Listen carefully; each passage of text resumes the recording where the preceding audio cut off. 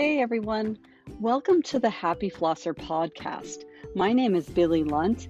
I am your host, and I am here to talk to you about all things dental hygiene to support you on your journey through the dental hygiene program. Welcome, so glad to have you. Hey, are you in dental hygiene school or just got your acceptance letter and just started dental hygiene school and you're worried about how you're going to fit it all in, what the evaluations are like, what the key strategies you need to set up in order to be successful? You don't want to have worked all this time to get accepted into dental hygiene school only to make some pretty major errors in your first and second semester. I've put together a course that will really help you set yourself straight right out of the gate and get yourself started on the right foot in dental hygiene school. Whether or not you're just entering school or you've done your prerequisites and you're just well on your way halfway through, this course is designed to help get you straight and keep you straight so that you can become a dental hygienist. Click the link in the show notes and check it out. Hey everyone, I wanted to welcome you to kind of a special episode today. Although I think all of the episodes are special in one way or another, this episode is really focused on the profession of dentistry. And I'm talking dental assisting, dental hygienists, and dentists. We have a workforce shortage going on. We have a lot of really amazing people out there that just need to find out how amazing dental is. And so we'd like to get the word out there. And it's going to take all of us in order to do that. So today I'm lucky enough to spend some time with Dr. Shannon Farrell and Mrs. Kelly O'Brien. Dr. Farrell has been with NHTI for quite some time, and she has a really unique journey. She went to Briarwood College for dental assisting first, and then she went to the Phone School of Dental Hygiene, UB, to become a hygienist. She spent some time at Columbia University, and then she graduated as a dentist, DMD, from Tufts University. Her journey is remarkable. It really shows how taking the first step in education really is the key to moving along in a lifelong journey of learning. Kelly O'Brien has a wonderful story as well. She got her associate's degree in Rhode Island in 2004, and then she graduated from the University of Bridgeport in 2007 with her bachelor's degree. She then studied for her master's degree at Plymouth State College, and she worked in private practice for about 10 years and realized how much she truly loved both dental hygiene and dental assisting. She's now the program coordinator at NHTI for the dental assisting program.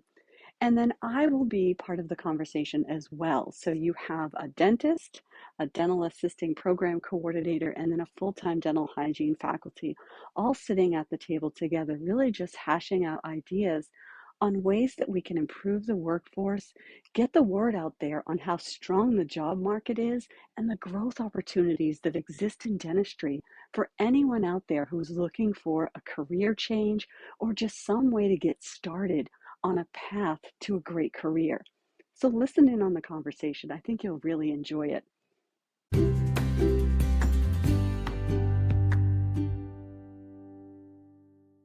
Share my reasons for us coming together. So my reason for us coming together is that, number one, I love the field of dentistry, and I can see in every committee that I'm on and every person that I talk to that we have a serious workforce shortage in dental. And we have all of these talented high school kids and maybe recent high school graduates who maybe don't know what to do with their life. And I'm here to tell them all that dentistry is what they need to do with their life. And that's where you two come in, because I really want you guys to share your story and your journey, because I'm going to assume that it's different than mine. And, a lot of people might not recognize or realize that there's a difference. When you come into a dental office as a patient, you don't always know who's treating you and what their educational background is. You just know that you go in, you get services by somebody that's wearing scrubs, and you leave.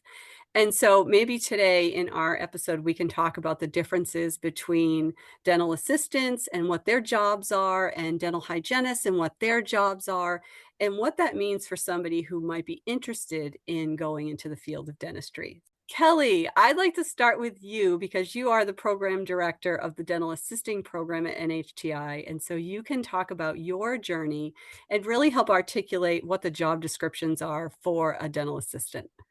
All right. Well, my journey in the dental field actually started way back when I was in high school. I had a desire to go into dentistry, and I had the opportunity to work in a dental office while I was a high school student. And I did some work in the business office as a receptionist. I also got to work in the sterilization area some and observe different roles within the dental office. And then I decided after that, as far as going to college, that I was going to go and study dental hygiene. So I did that. And then after I graduated from hygiene school, I worked in private practice as a hygienist for about 10 years. From that private practice, I transitioned into education. I taught part-time in the dental hygiene clinic at NHTI as an instructor. And then when a role or a position came open in the dental assisting program, I jumped on that because I remembered way back when I was in high school how much fun it seemed like the assistant was having, how I loved working in the sterilization area and interacting more with the dentist than I did as a hygienist. And so I was really excited to kind of share all my knowledge with the assisting students. So now I run that program. So when you did dental assisting, you were working with the dentist versus when you were doing dental hygiene, you were in your own operatory? Exactly. So as a hygienist, you work very independently, one on one with the patient in your own operatory. When you're an assistant, you spend most of your day with patients and the dentist, helping the dentist with whatever they're doing. So you pass them the instruments and the materials they need, and you really make sure that the patient is comfortable and understands all the things that are happening during that dental procedure.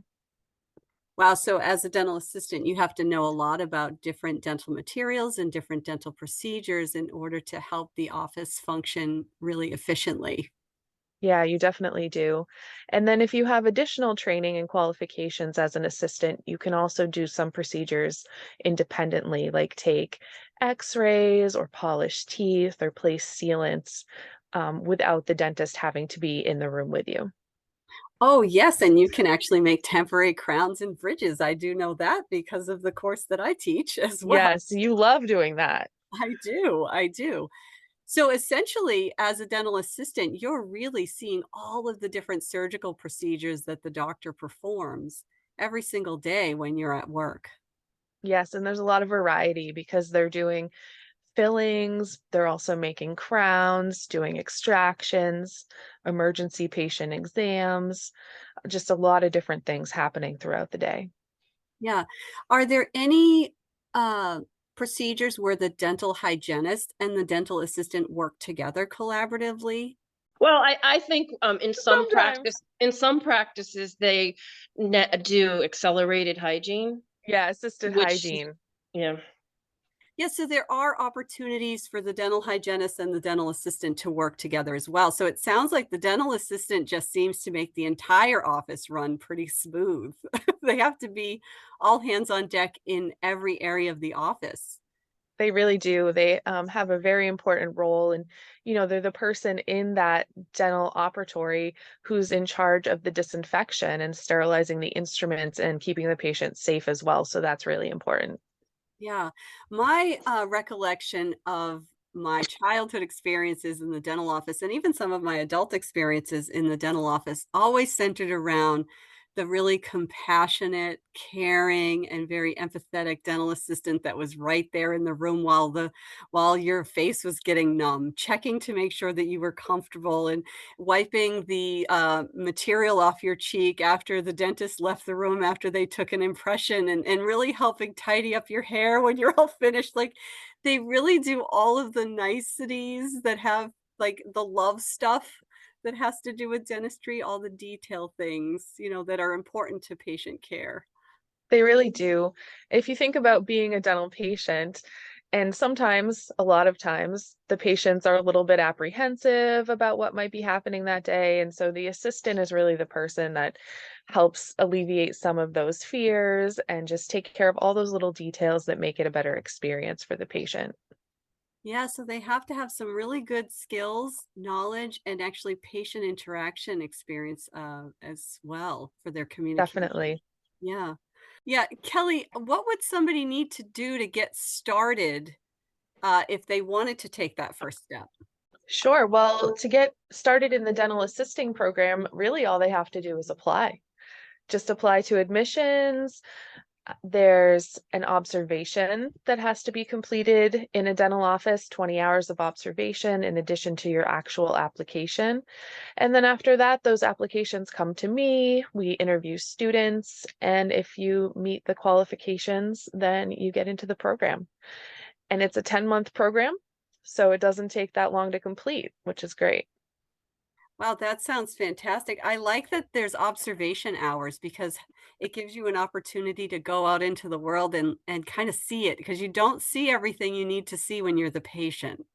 You definitely don't. You don't see every perspective of the office when you're the patient. So it is really important to do those observation hours and just make sure that you're going into a field that really intrigues you. Well, Dr. Farrell, you've been just sitting on the sidelines listening to this conversation, and I'm really excited to hear about your journey. I know you said you started off as a dental assistant, and so I think that kind of just opens the doorway of maybe somebody who doesn't really know what they want to do to see the potential, the growth potential of usually the first step is the hardest step for someone to take on an educational journey. And if you can just put one foot in front of the other, there's a lot of growth opportunity for someone who becomes a dental assistant and then gets into the dental office and just learns and grows. And then look at you, become a dentist at the end of the story, right? So if you could share your story with our listeners. Sure. So I got into dental assisting, and it wasn't very glamorous. I looked at a program. I had gone to college, university, and I just didn't feel like I fit in. And so I dropped out and I said, okay, well, what can I do? And I looked into and I found a dental assisting program, not knowing anything really or any interest about dentistry. Um, and I enrolled in the dental assisting program, which was a 9-month program. And I really just, it clicked. And it was finally something that I felt like, oh, I really, really love this. So I loved the dental assisting program. I worked for a year or two in dental assisting, and I just kept wanting more education. I love dental assisting, but I said, oh, maybe I can do a little more. And I always have this dream of morphing two different positions together. I said, okay, if I'm a dental assistant and I become a dental hygienist, then maybe I can morph a position to do both. And so I applied to dental hygiene school and went to dental hygiene school. And then I graduated from dental hygiene school and worked for a few years. And I really, I liked dental hygiene. I missed dental assisting. So again, I said, oh, let me see what I can do with this. And so I applied to dental school. And so I became a dentist and kind of have the best of all the worlds, all the dental world, because I can work with my assistants, I can work with the hygienist and kind of do the clinical work of everybody. So that's how I got here. Yeah, that's well, and that shows up in all that you do for the students at NHTI because when a student approaches you, you don't see dental assistant or dental hygienist, you see student, and you Right. can give them the hands-on opportunities, and you might be And a directing them perspective. and a Yeah. perspective, right? And it really helps kind of morph those two positions to be more collaborative together. Right. One of the things you said was not fitting in at university, and so you decided to leave there. I think a lot of people, they start off on one journey and then they might stop, and it's really hard for them to get started in another direction. And that was something that I did as well. And I have to say, the department head at NHTI was the person that I really can attribute my success in dental hygiene to her, because I had a lot of fear going into the dental hygiene program, and she just kept pushing me forward and pushing me forward. And sometimes when you're not certain about something, it can be really easy to be afraid to take that first step. And I Right. also like what you said about morphing. I think you don't know how to morph something until you take that first step. And so for a lot of people, just getting started with Kelly O'Brien in the dental assisting program is a great first step, and you just never know where that's going to lead. You could be a future dentist like Dr. Farrell at the end of this story, which I think is, the story's never over. It's always just Right. a new beginning, right, Dr. Farrell? Yeah. Because you're still Yeah. morphing, right? I am morphing. So here I am, back in the academic world and learning more about that. So this is an amazing place that I'm in right now. Dr. Farrell, what would you say to your 18-year-old self or 20-year-old self going into this field?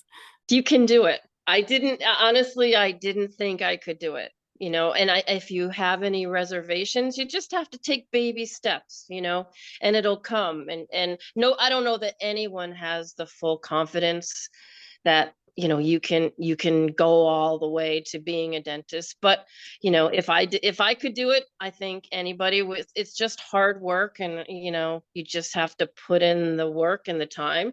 But it's okay to be afraid, and it's okay to be nervous about the commitment, but just take it one day at a time, and you can do it. Oh, that's really solid advice. That's really solid advice. I think for sure, my dental assisting experience definitely helped me the first day that I was seeing patients as a hygienist. It's just, talking to the patient. It's not even the clinical skills. It's just the to be relaxed talking to a patient. And then certainly it transpired back into dental school too. So that took the ease off of that part of it. Yeah, that's a really good point. How about you, Kelly? When you have students come into the program, you've got all different types of learners and all different types of skill sets that you're working with. Is that something that you specifically focus on? Yeah, that is something that we really focus on. We have great resources and support at NHTI, starting, within the dental department with your professors and myself as the dental assisting program coordinator. I'd be your advisor. So we really try to support our students as much as we can. And of course, there are lecture courses, material that you have to learn, but there's also a clinical and lab portion of the courses where you really take that information and it comes to life. And I think that helps those different types of learners, those that really need to see it or do it to understand. I think that the lab and the clinic is really what brings it all together for them. That's a really good point, and I'll just share that most of the students that we work with are very multimodal. They want to hear it, they want to touch it, they want to see it, they want to feel it, and that, I think, our program speaks to those types of students. You might want to hear it in lecture, but then you want to do it in lab. You want to implement it in clinic, and that's that whole theory to practice. And I actually think that's pretty much what Dr. Farrell was speaking of when she said she's built on those skills from dental assisting and using those skills when she became a dentist. Some of those things, once you implement it in the clinical setting, it becomes just part of who you are and part of what you're doing versus hearing it in just a lecture format. That's a really good point. One of the things I like that NHTI does is that they create badges for students to help them see their own progress on their learning journey. And one of the things I like about badges, I don't know if you've ever had somebody say, well, what do you do and what are you good at? One of the things I like about badges is that it actually helps you remember what to answer when somebody asks you that question because it helps you articulate some of the skills that you've acquired. And I don't think our students really recognize how many skills they acquire on their learning journey at NHTI to pursue dental assisting or dental hygiene. And so I just wanted to point out one of the things that NHTI does really well is they have these badges that help students recognize their strengths by the end of their journey. Well, I just wanted to add, for people that maybe have other commitments during the day, family, work, life commitments, we also do offer the program in a part-time format, which allows you to go at a slower pace if that's something that you need to do. Yeah. And I just want to share that there's several students in the dental hygiene program, which is where I teach. There are so many students, and I hear this year after year, that come into the dental hygiene program that went through the dental assisting program at NHTI and really share with me that they built up a lot of confidence, they learned about themselves, they figured out good study habits, good people skills, they developed the confidence chairside with their patients and really started to learn how to navigate the dental office. And it gave them the confidence that both Kelly and Dr. Farrell are talking about to then take that next step to becoming a dental hygienist. And I can say with lots of confidence that we have a lot of students come into the hygiene program who went through the NHTI dental assisting program who really developed good study habits and good and a lot of mostly confidence in themselves, belief in themselves, and they dropped the doubt, they dropped the fear, and they were able to take that next step. So I think there's a lot of value in that.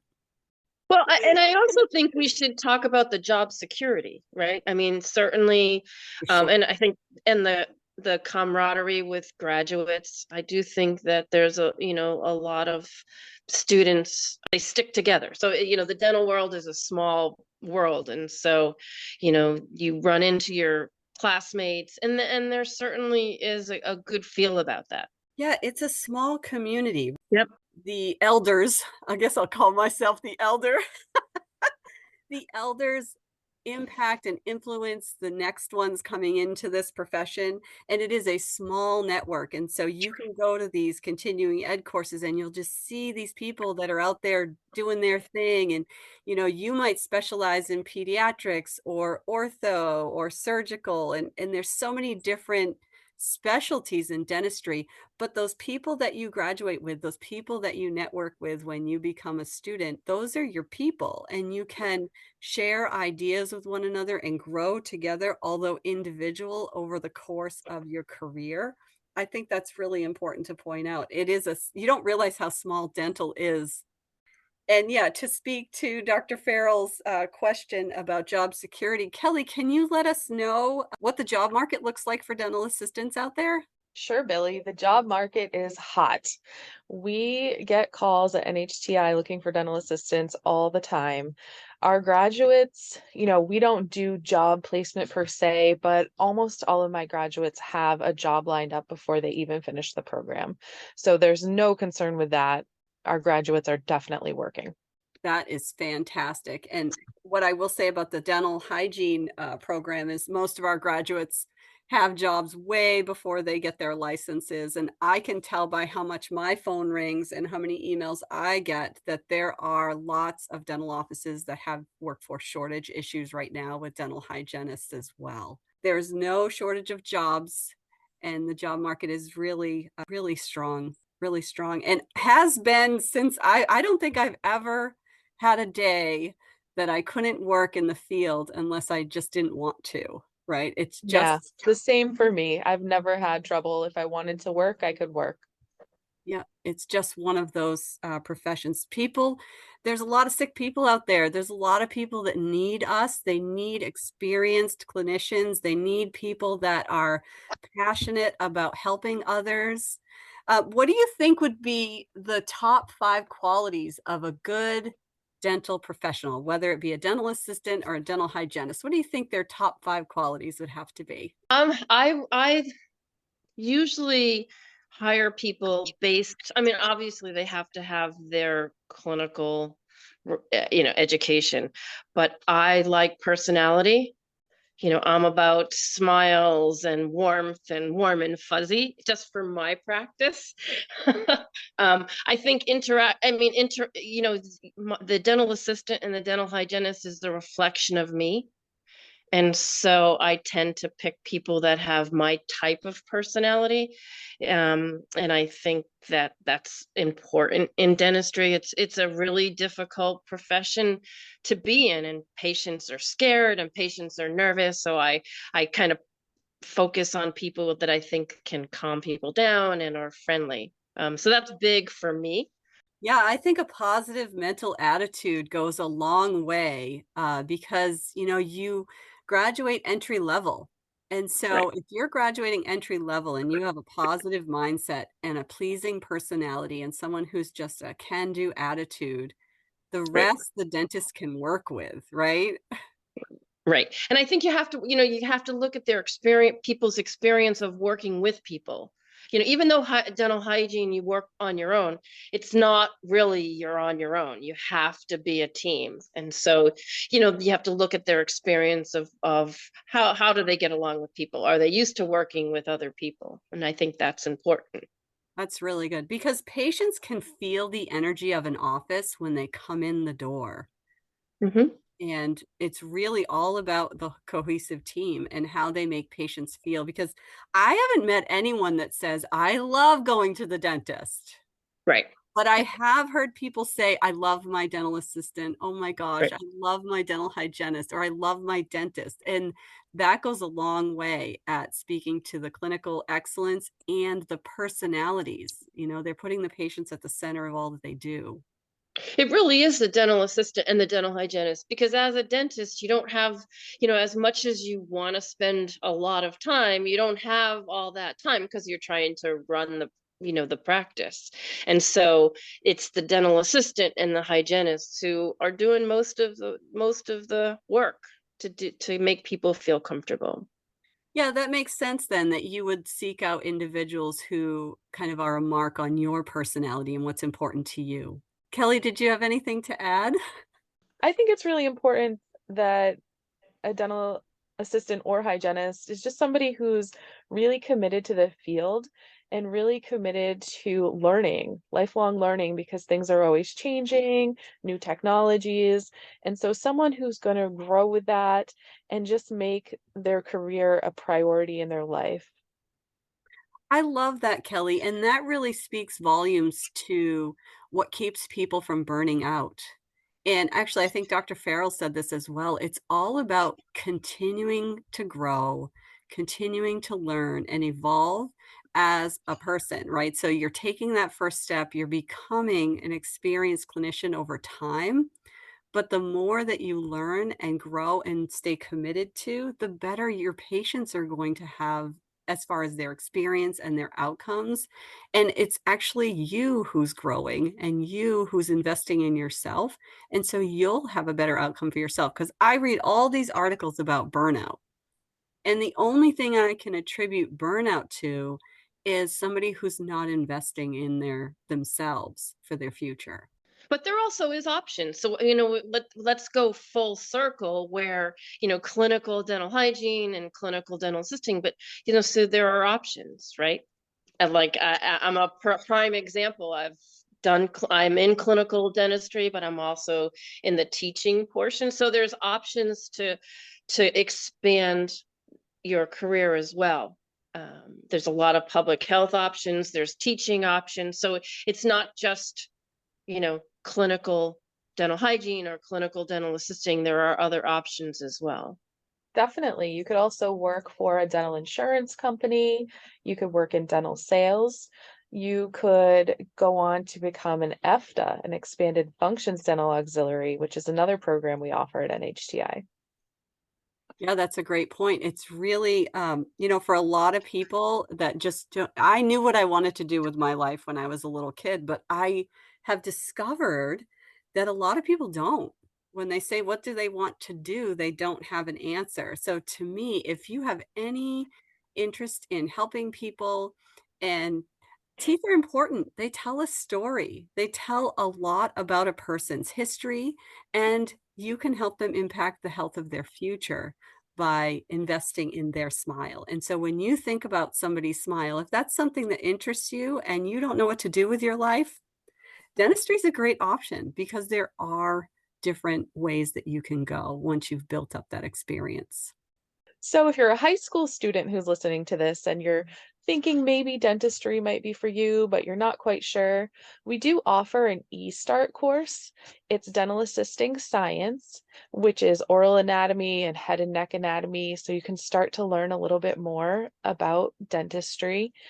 And it's available to high school students at a very reasonable cost. And if you complete the course, you have 3 college credits. And if you come into our dental assisting program, the first one of your courses is already done. So it's a great opportunity to see if that's where you want to go with your career and your education. Kelly, that is fantastic. What an opportunity for a high school student who maybe isn't sure what they want to do. They can just they can tip their toe in the water of Hmm. dentistry, right? Yeah, one course, it's an online course, runs for 15 or 16 weeks. It's a really great opportunity. And that's something that they can take while balancing all of the other aspects of their demanding life. Oh, definitely. Yeah, there's weekly deadlines, but the work can be done on their own schedule, which is great because I know every high school student is very busy doing other things. So whenever it fits in, they can do their coursework. What a great opportunity. What a great opportunity for someone who's just not quite sure what to do.